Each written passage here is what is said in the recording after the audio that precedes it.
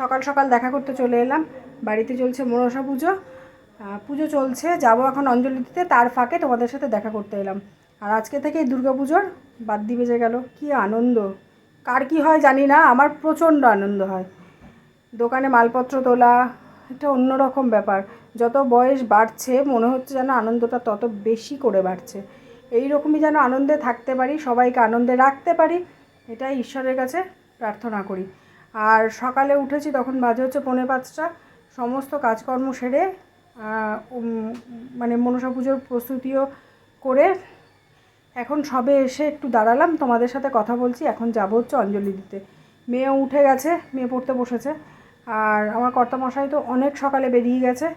তো চলো এখন অঞ্জলিটা দিয়ে পরে আবার তোমাদের সাথে দেখা করছি। টাটা।